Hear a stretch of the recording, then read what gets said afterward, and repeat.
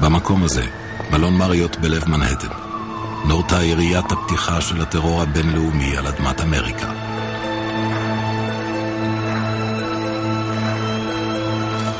השעה הייתה 8 בערב, 5 בנובמבר 1990. הרב מאיר כהנא סיים זה עתה את נאומו.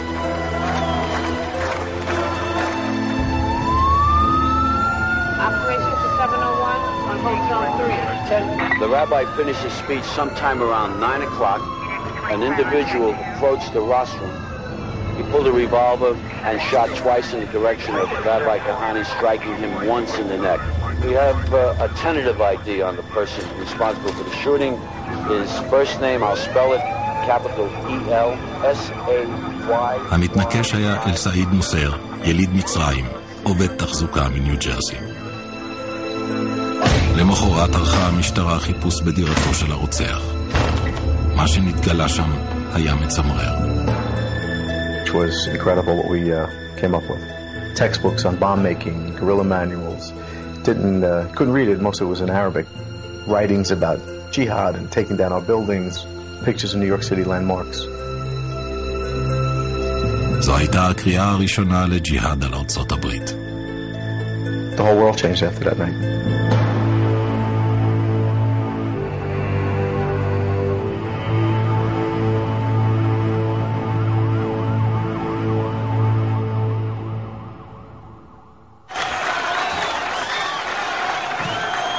מאיר כהנא היה מנהיג שנוי במחלוקת, מוקצה על ידי ערבים ויהודים כאחד.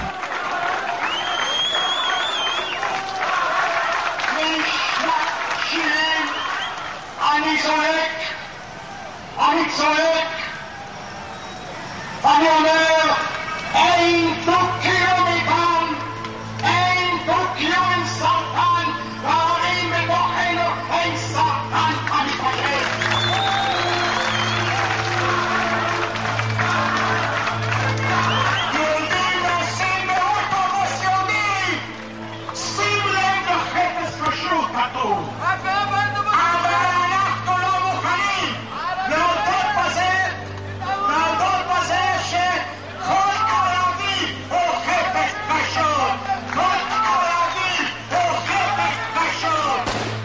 כהנא, שנולד וגדל בברוקלין, היה המייסד של הליגה להגנה היהודית בניו יורק, ארגון מיליטנטי שמטרתו הייתה להגן על יהודים מפני אנטישמיות. הליגה להגנה יהודית פעלה לשחרור יהודי ברית המועצות. הפעילים שלה היו לעתים אלימים. ה-FBI עקב אחר פעילות הקבוצה והגדיר אותה כמסוכנת. לא פעם נעצר מנהיג הארגון, מאיר כהנא. ב-1970 עלה כהנא לישראל וייסד את כך, תנועה ימנית קיצונית עם מצע מובהק נגד הערבים בישראל. במשך 14 שנה הוא חצה את הארץ לאורכה ולרוחבה והטיף את משנתו. דבריו חוללו לעתים מהומות אלימות.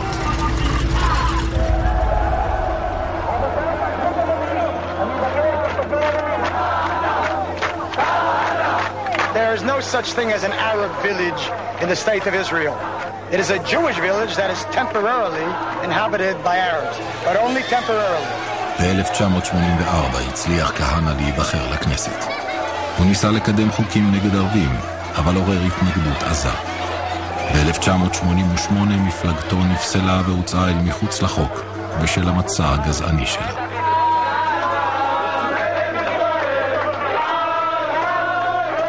למרות המכה שספגה הקריירה הפוליטית שלו, כהנא היה נחוש להחיות את תנועתו.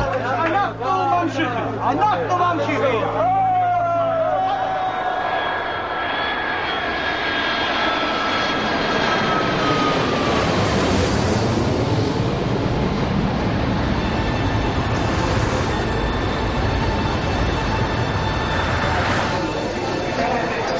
בנובמבר 1990, כהנא מגיע לניו יורק. המסע שלו מאורגן היטב. סדרת פגישות, נאומים, הרצאה בבית ספר תיכון וראיונות לטלוויזיה.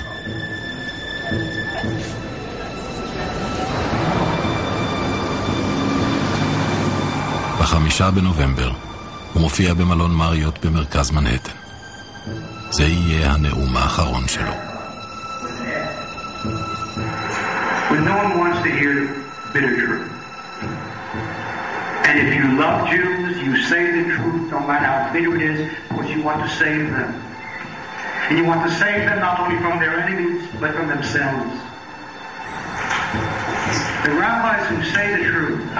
בקהל נמצא גם אל סעיד נוסר, בן 34 ממוצא מצרי המתגורר בניו ג'רסי. הוא חובש כיפה שחורה ונטמע בין מעריציו של הרב. זהו מכתב ששלח אל סעיד נוסר ליוצרי הסרט במהלך עבודת התחקיר. In 1989, I started doing covert surveillance for my own interest to Mayor Kehana during his visits to the New York area.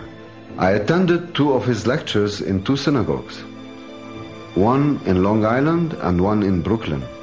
I acted as a Sephardic Jew.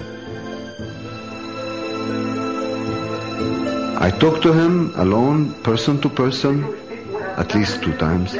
I also spoke to him in public during the question and answer period after his lectures.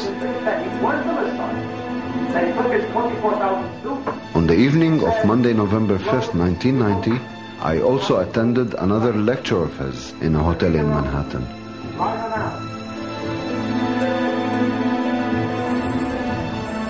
מחוץ למלון, במונית שתשמש רכב המילוט שלו, מחכה מחמוד אבו חלימה, חברו של נוסר. גם הוא מהגר ממצרים המתגורר בניו ג'רסי. אבו חלימה ממתין 20 דקות, ואז מחליט לנסוע סביב הבלוק, רגע לפני שנוסר יוצא.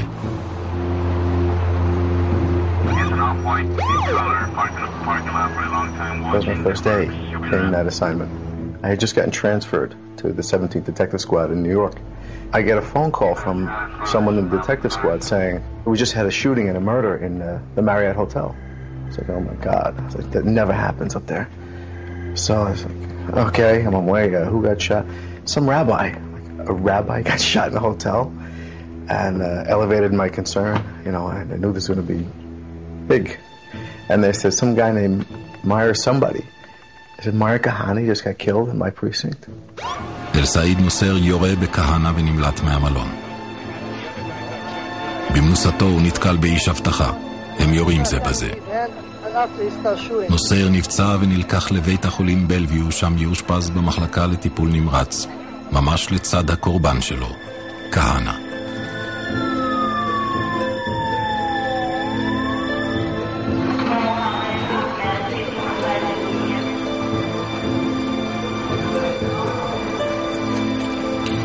כהנא מת דקות ספורות אחרי הגעתו. אל סעיד נוסר נותר בחיים.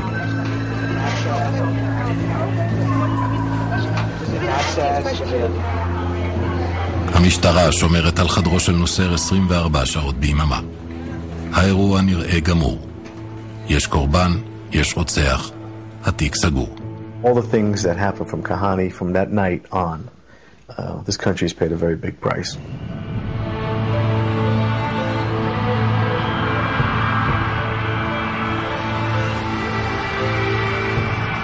ארונו של מאיר כהנא מוטס לישראל למחרת הרצח.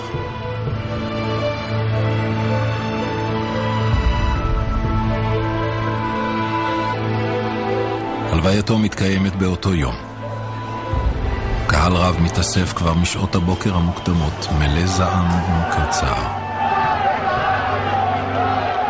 100,000 איש משתתפים במסע ההלוויה.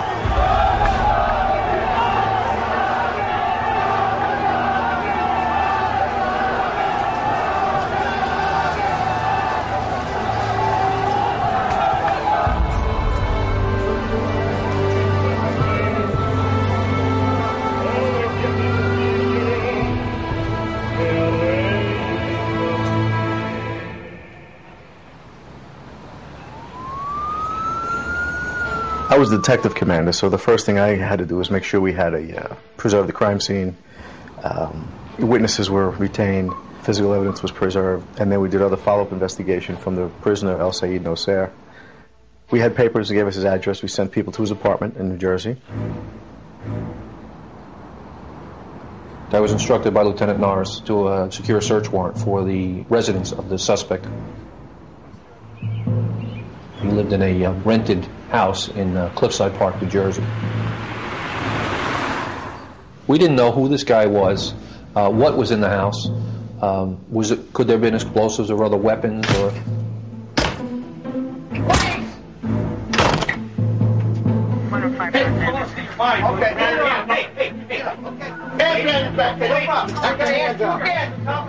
החוקרים מגלים בדירה שני גברים ממוצא ערבי. הם נלקחים לחקירה במטה המשטרה בעיר.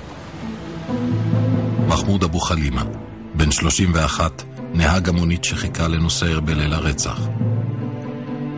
ומוחמד סלמה, בן 23, פלסטיני מהכפר בידיע שליד שכם. המשטרה אינה יודעת ששני הגברים משתייכים לקבוצה חדשה של קיצונים אסלאמיים המתגבשת על אדמת אמריקה. We didn't know who any of these folks were, but we knew we had something more than a lone crazed gunman who wanted to kill Meir Kahane. We brought them back to the detective squad, questioned them, and I was told to release them.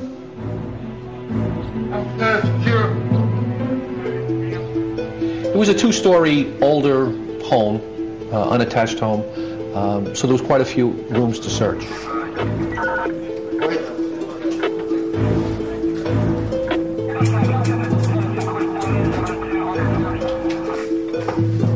It was incredible what we came up with. But we had a treasure trove of information, writings, videotapes, and the like.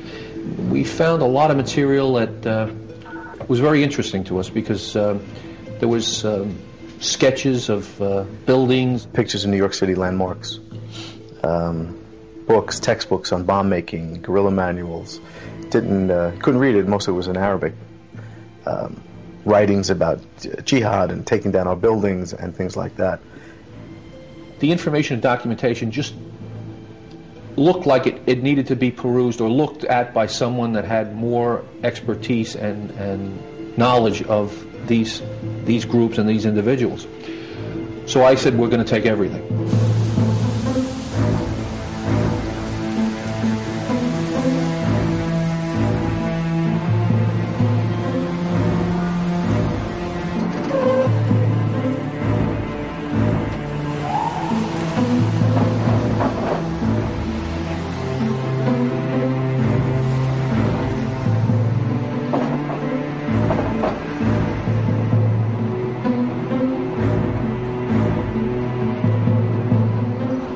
One of the things that I found that I could understand was a federal firearms permit, a license to purchase weapons, and it was in the name of a fellow named Raymond Murtaza in Waterbury, Connecticut. The next day, myself and another detective drove to Waterbury, Connecticut.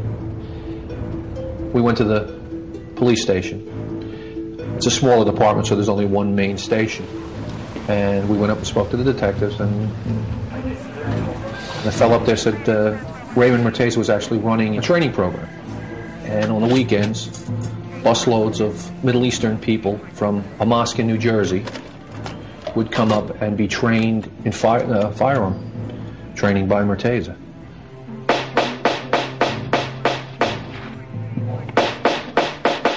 Nasser was trained in close combat technique. Just like a police officer or a special agent or somebody would move through a crowd with a gun.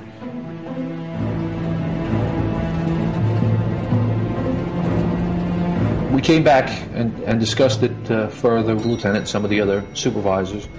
I rushed down to one police plaza to brief the command staff. There was going to be a big press conference. This was the first political assassination in the city in about 25 years. We sat in the chief of detectives conference room. Myself, the detectives who worked for me, people from the Joint Terrorism Task Force, and the command staff of the NYPD. The question was asked directly of me, can you tell me this guy acted alone, this guy being El Sayed Nasser? I said, of course not. It was a planned, coordinated assassination. It wasn't something spontaneous done by one individual. They certainly wanted to have a lone gunman theory, nobody else involved. In the scenario of a homicide, that's a closed case. You've got the bad guy, you've got the gun, you've got all the pieces for a successful homicide investigation. It's the other stuff that started to come in that we realized that maybe it wasn't just one guy got this in his mind and went and did it, that it was actually a very well-planned operation. When people ask you, can you tell me that this guy acted alone, what they mean is, please tell me this person acted alone, and didn't want to hear a broad conspiracy and other people involved. And the next thing we knew, we were told that you're done with this, go back to command, go back to doing what you were doing. I was told directly, you shut up, you handle the murder, they handle the conspiracy, they being the feds and our joint terrorism detectives. So I turned to the captain next to me, I said, this is bullshit. He said, are you going to tell him? So I just sat there. And we have a witness who was directly behind him, chasing him. We have a couple of other witnesses who saw the encounter in the street. Everything indicates he was acting alone. There is no indication at all of any conspiracy of a nature that has been spoken of. I was very angry. And after speaking up somewhat and then being shut down, and to have them go out and say this was a lone gunman and the case is wrapped up,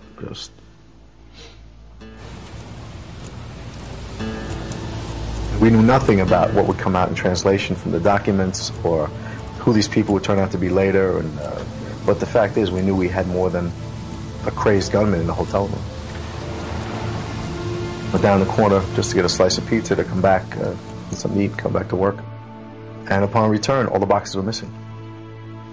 And the chiefs in the New York City Police Department decided to turn everything over to the FBI.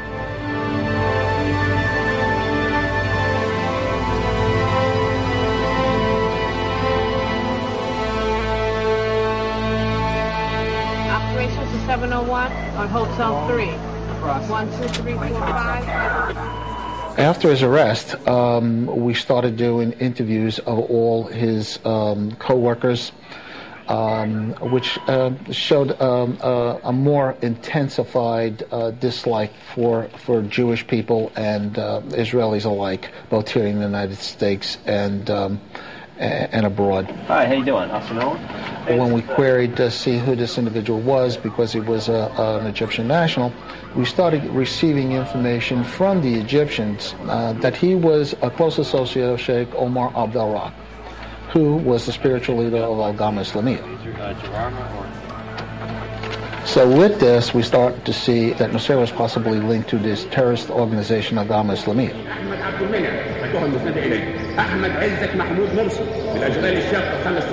אל-גמה האסלאמיה, תנועת טרור שצמחה במצרים. במשך שנים הם מנסים להפיל את הממשלה המצרית ולהחליפה בשלטון אסלאמי. המנהיג הרוחני שלהם הוא השייח העיוור עומר עבד-אל-רחמן. רחמן הואשם במתן הכשר הלכתי לרצח הנשיא אנואר סאדאת בשנת 1981. הוא ישב בכלא המצרי 3 שנים, מחכה למשפטו. השייח זוכה מחמת הספק וגורש ממצרים. הוא נסע לאפגניסטן וחבר שם למוג'הידים. בזמן המלחמה נגד הסובייטים באפגניסטן, רחמן בנה קשר אמיץ עם אוסמה בן לאדן. ביולי 1990 הוא הגיע לארצות הברית באשרת תייר, שם הוא מתחיל לפעול למען אל-קאידה, ארגון טרור ההולך ונבנה. כאשר השייח מגיע לניו יורק, נוסר מקבל את פניו בנמל התעופה. לפני הגעתו ניהלו השניים שיחות ארוכות בטלפון. חלקן הוקלטו על ידי ה-CIA. One of the things that Nusayr talked about with Abdul Rahman on the tapes, long before the Kahani homicide, was Israel. If they weren't talking about the Israeli government, they were talking about birth rates and were Islamists procreating at a faster rate than Jews were, and how did that dynamic affect the territory that we know as Israel? We started to look into what Nusayr was about, to see if there was a bigger conspiracy, who his affiliates were, and a picture was starting to be drawn about who Nusayr was.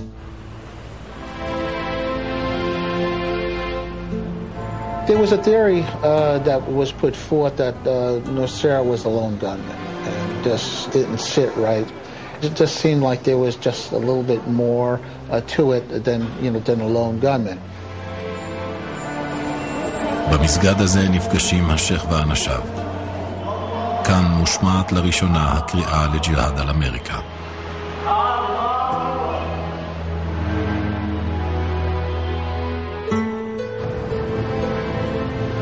There was this Al Salam Mosque from Jersey City and the Al-Kifa Refugee Center that was located in Brooklyn.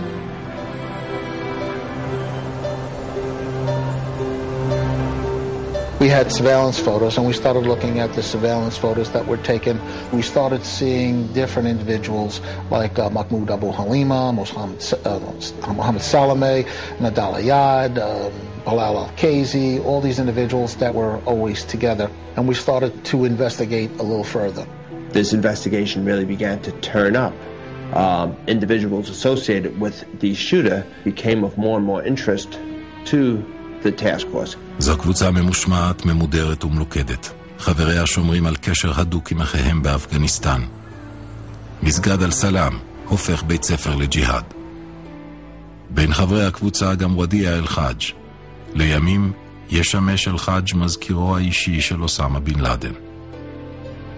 עבד אל-רחמן יאסין, מומחה חבלה מבגדד, מגויס אף הוא לתא הטרור. אל-סעיד נוסר הוא שומר הראש של השייך. הוא מסיע אותו בין קהילות מוסלמיות בארצות הברית לגייס מאמינים. תוך זמן קצר מתקבצים סביב השייך כמה מאות תומכים קיצוניים. We saw that these people were not only being trained in small firearms, that they were also being sent to Afghanistan to fight in the Afghan war against the Soviet Union. ה-FBI מנהל מעקב אחר הפעילות סביב המסגד, מתקשה לפענח לאן הם חותרים ומה מאחד ביניהם. Because that may help you identify who else may be operating out there and what may be driving them.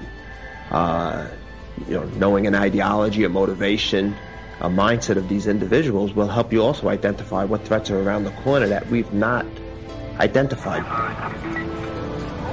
ה-FBI אינו מצליח לגלות שהקבוצה המקיפה את השייך העיוור כבר נמצאת בעיצומה של מזימת טרור מרחיקת לכת. At that point in time, we still weren't sure if this was, Nosser by himself with a commitment that he had, and even though we saw others surrounding him, that we could not put fact together to say that it was a conspiracy.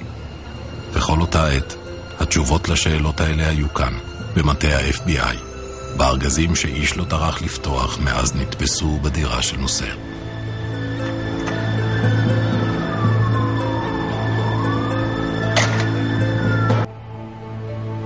אל-סעיד נוסר שנפצע במהלך הרצח של כהנא מחלים מפצעיו.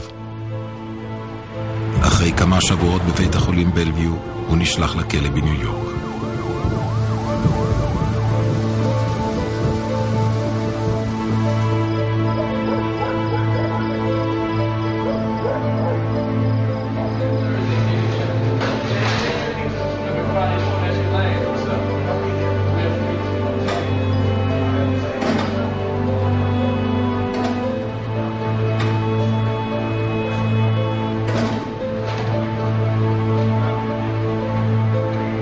משפט הרצח של נוסר עומד להיפתח. בני משפחתו מחפשים עורכי דין שינהלו את ההגנה.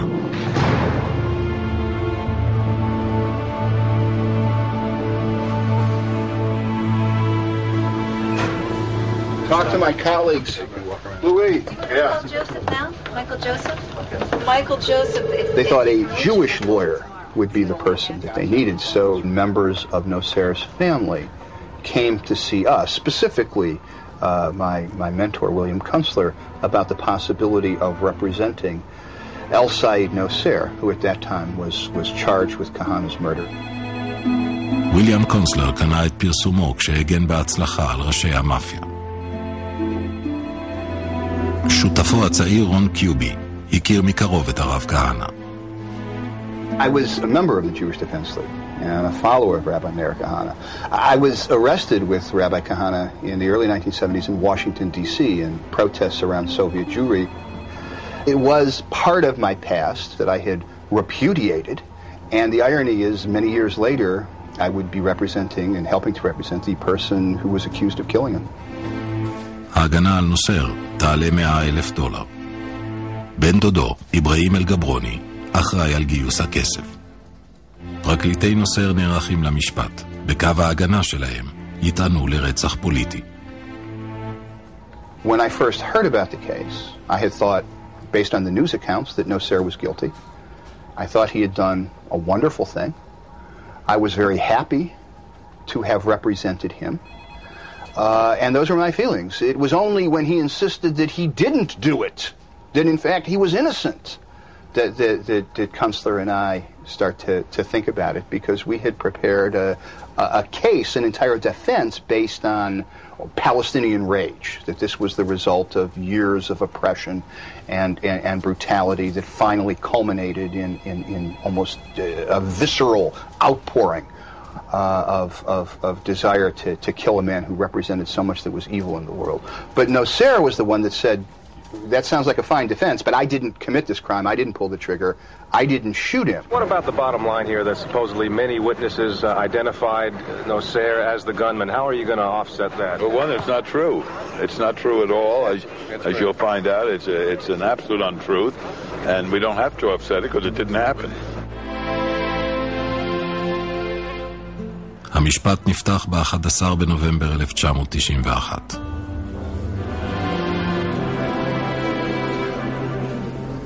מודעים לרקורד הגזעני של כהנא, פרקליטי ההגנה מסרבים לאפשר ללבנים להיות בצוות המושבעים. חבר המושבעים מורכב משחורים, היספנים ואסייתים. עם תחילת המשפט, התביעה דורשת לפזר את המושבעים, אבל השופט דוחה זאת. הנסיבות, כך נראה, הן לטובת הנאשם. They'll say Noser never took the witness stand, never provided a statement, except to reiterate that he always maintained that he didn't do it. משפחת כהנא התנגדה לנתיחת הגופה. לכן התביעה אינה יכולה להציג ממצאים בליסטיים. הם לא מצליחים להוכיח כי היריות שהרגו את כהנא נורו מאקדחו של נוסר. The insistence that there be no autopsy created a level of confusion that you don't usually have in a murder case. They said part of the argument of the trial was, since there was never an autopsy done, how do you know the bullet killed him? ההגנה אף רומזת כי יש אפשרות שמישהו אחר ירה בכהנא. We answered a very basic question. If Noser didn't kill Kehana, who did? And we suggested there were other people who would have wanted to have killed Kehana and who had the physical ability to kill Kehana. We've received information about a fight over funds, and we know also there's been a lot of dissension within the Koch party and within the JDL itself. There were other things in there that people don't know about. Noser changed his appearance, which you're not allowed to do. You know, he had this very bushy beard, and he had like one big eyebrow when I saw him that night. And, you know, I saw him for the lineups. He looked like an Amish farmer. He had a little neatly trimmed jawbone beard. His eyebrows were gone. He was dressed differently. He looked nothing like the guy that was in place the night of the shooting.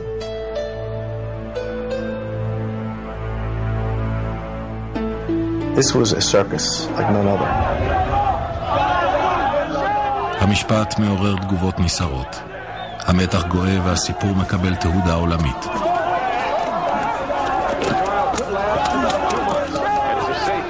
Tension inside and outside the courtroom may last throughout its duration. He says this is one trial that does frighten him. Demanding the federal government investigate if Noser violated. It was a national event. It was the trial where you actually saw the fervor of the Muslim community outside the courtroom, you know, ranting and raving and chanting, you know, Noser is innocent. You know, people came from all over the United States. You know, this was their hero. נוסר זוכה לאהדה עצומה בעולם המוסלמי. אחד התומכים שלו הוא לא אחר מאשר אוסמה בן לאדן. There were fundraisers at all different mosques. People were just sending donations. You know, there were flyers out, you know, and people were just sending donations from all over the United States to Gabroni. Matter of fact, Gabroni also goes to Saudi Arabia and meets with Osama bin Laden and gets money from him to enhance Noser's defense fund and for money, you know, for Noser's family while he was in jail. בעוד הסערה סביב המשפט נמשכת, שחקן חדש נכנס לזירה. רמזי יוסף, פקיסטני יליד כווית. הוא מגיע לארצות הברית בדרכו עיראקי מזויף. יוסף הוא מומחה חבלה שרכש את המיומנות שלו במחנה אימונים של אל-קאידה באפגניסטן. משדה התעופה נוסע יוסף לניו ג'רסי, שם יתגורר בביתו של מוחמד סלמה. When he comes into the United States, okay, where does he go? He comes right smack into this community that was here with Nasser. He goes right to Mahmoud Abu Halima, who then gets the other cell structure of Mohammed Salame and Dalayad, all these individuals that were in this, what I would say, a clique. יוסף נפגש עם השייך כדי לקבל את ברכתו. עבד אל-רחמן מוציא פתווה המתירה התקפות אלימות נגד ארצות הברית. רמזי יוסף מתחבר לאנשי הארגון והם מתחילים לעבוד. הם אוגרים כימיקלים במחסן נסתר. בתוך חודשיים הם מצליחים לצבור כמות גדולה של חומרי חבלה. מספיק כדי לייצר פצצה במשקל 0.5 טון.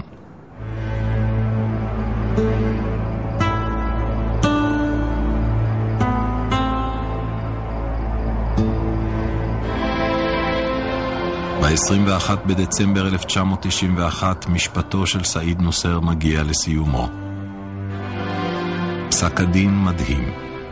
הוא מזוכה מאשמת הרצח של כהנא ומורשע רק באישומים של החזקת נשק. The sense of jubilation that night in that courtroom among the lawyers, among the Islamic spectators, the sense of despair and anger among the Jewish spectators was unlike anything I had seen before.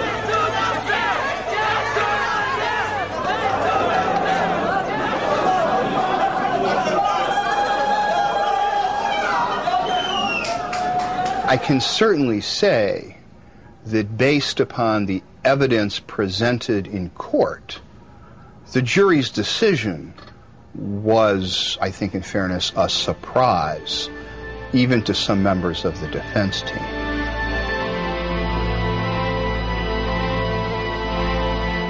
And Saeed Nosser, in every venue available to him, consistently maintained that he did not do that shooting. And that's a position he's never changed.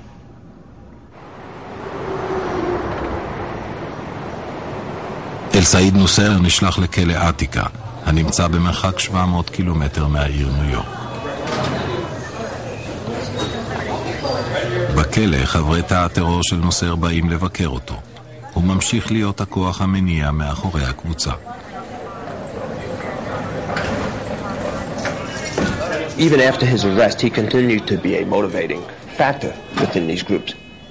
I think that's a very serious thing, the influence that people, even though they're arrested and in jail, can continue to have on the people that are outside.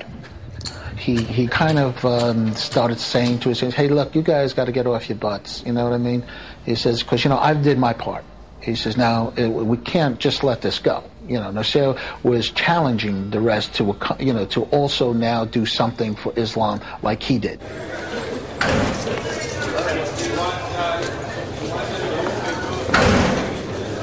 He had many conversations with people who came to see him in the jail.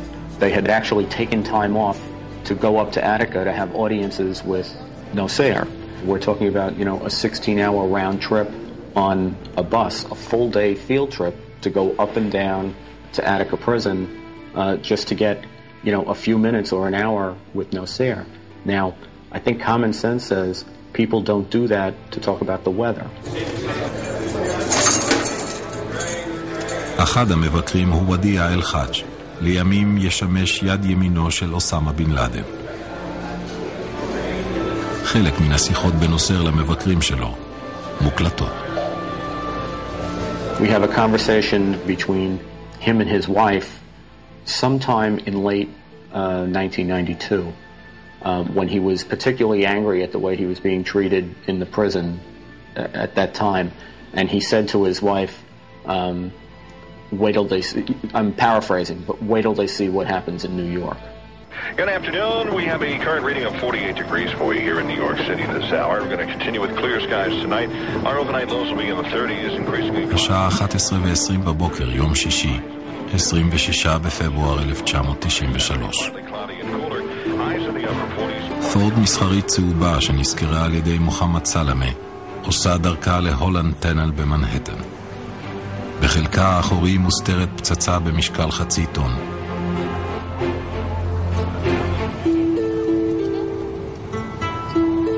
זהו הרגע שאליו התכוננו זמן רב.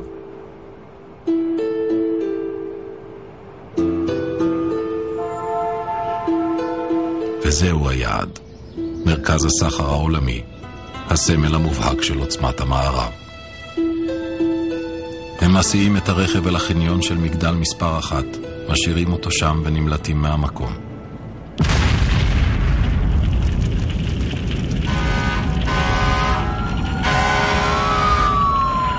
זה אמור היה להיות פיגוע שימוטט את המגדלים ויקבור תחתיהם אלפים. אבל הפצצה פוגעת רק בקומות הראשונות של המגדל. 6 אנשים נהרגים, יותר מ100 נפצעים.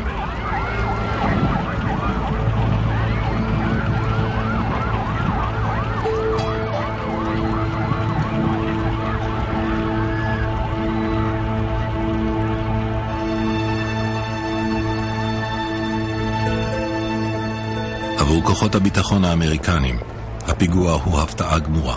החקירה נפתחת מיד, אבל ה-FBI אין קצה חוט. The investigation that was being conducted by the Bureau was more towards that it was done by the Serbians, Serbian Croatians, and our involvement at that particular time that had done the World Trade Center. אלא שאז, שיחת טלפון מגיעה למערכת העיתון Daily News. We are the 5th Battalion in the Liberation Army. Declare our responsibility for the explosion on the mentioned buildings. This action was done in response for the American support to Israel, the state of terrorism, and the rest of the dictator countries in the region. Our demands are stop military, economical, and political aid to Israel. All diplomatic relations with Israel must stop. למחרת מוחמד סלמה עושה את טעות חייו. הוא חוזר לסוכנות ריידר, שם שכר את הפורד הצהובה וטוען שהיא נגנבה. הוא דורש שישיבו לו $400 ששילם כמקדמה.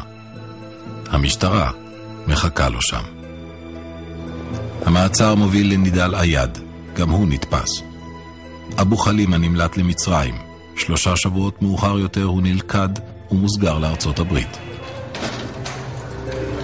ודיה אל-חאג' מסתתר באפגניסטן ומשתלב בהנהגת ארגון אל-קאידה.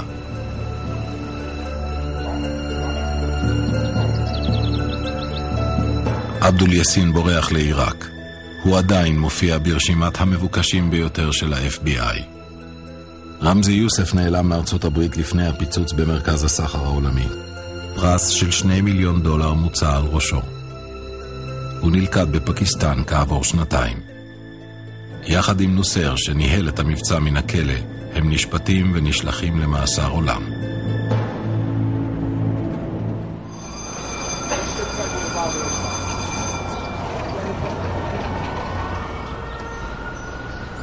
In 1993, I got a call. The second in command from the chief of detectives office called me. He said, "We'd like to talk to you." I said, "Did we follow him to the garage this time?" He said, "I can't tell you, but you're close." Turns out that Nosser has been masterminding this stuff in prison, and one of the people I had in my detective squad drove the van to the Trade Center in 93 to blow it up. So it was all connected. The driver of the getaway car that was expecting Nosser to come out and jump into the cab was the same person who drove the van into the basement of the World Trade Center on the day that the World Trade Center exploded. Sat in my office. And you released him? Still to release him. You released the guy that bombed the Twin Towers. That's right. Yes, I was told to release the guy that bombed the Twin Towers years later. And that's why seeing it in 2001, and having to be the same people involved, it was very, very difficult to watch, and can't shut up about it anymore.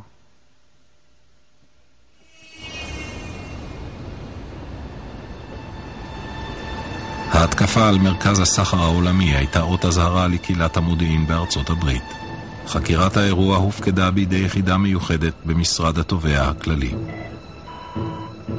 By the time it came to my office, the World Trade Center had been bombed because the federal investigation into that involved the Kehani homicide, it didn't come to pass until after the Trade Center had been bombed, and by then we all knew it was terrorism.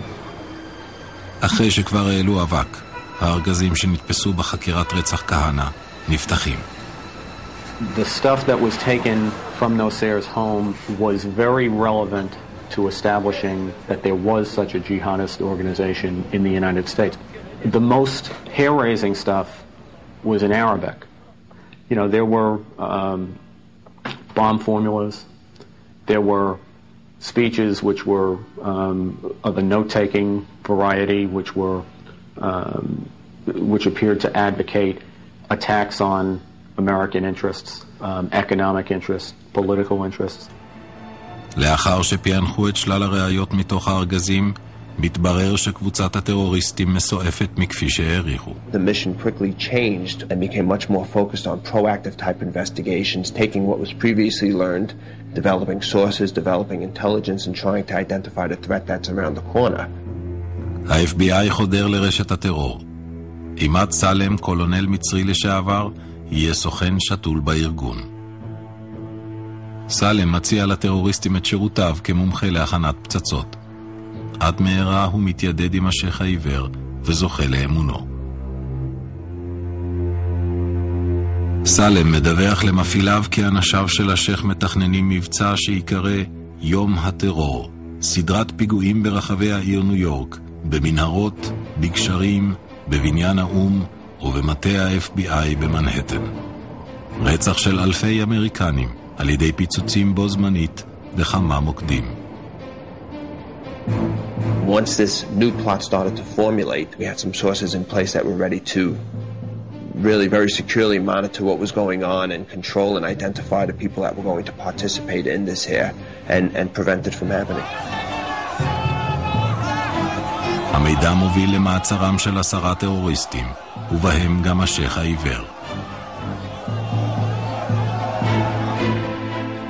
במרס 1995 הם מובאים למשפט. הם נידונים למאסר עולם בלא חנינה. If terrorism is theater, then the acts of terrorism planned by these defendants was theater of the absurd. Today's guilty verdicts against all 10 defendants are extremely important for the city, the country, and the world.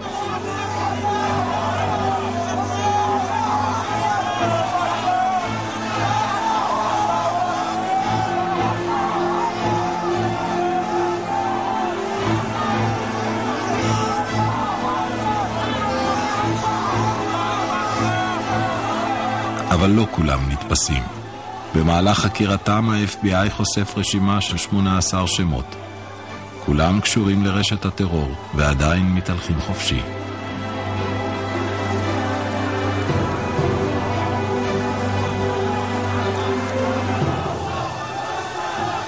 ארגון הגג שלהם, אל-קאידה, לא ויתר על המזימה להפיל את התאומים.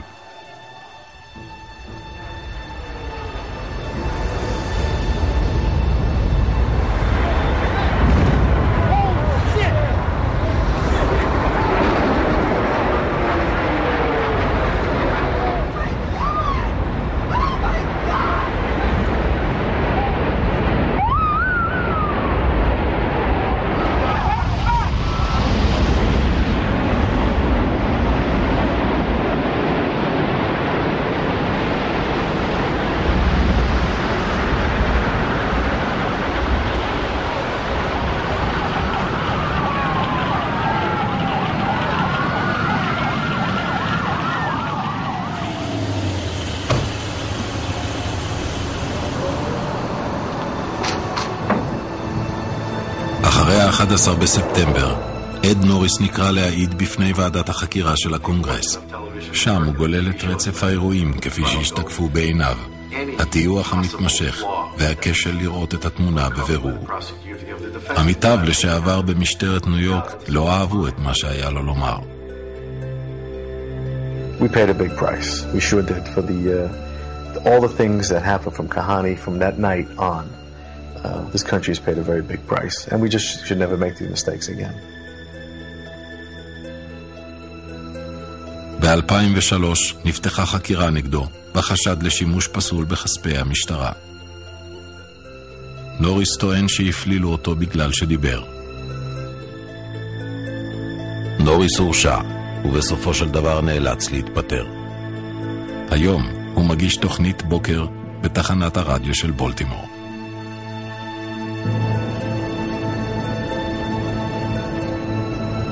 אל סעיד נוסר ויתר הטרוריסטים מרצים את עונשם בכלא פלורנס בקולורדו.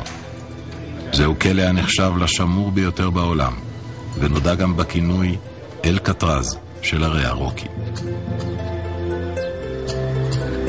במשך שנים נוסר המשיך לטעון שהוא לא ירה בכהנא. במהלך התחקיר לסרט, אחרי התכתבות ממושכת עמו, שולח נוסר מכתב מפתיע בו הוא מודה. הוא רצח את מאיר כהנא. On the evening of Monday, November 5th, 1990, I also attended another lecture of his in a hotel in Manhattan. I became so angry. I used to always carry a pistol on me for protection, so I pulled the trigger on him, not paying attention to what consequences I was going to face later on.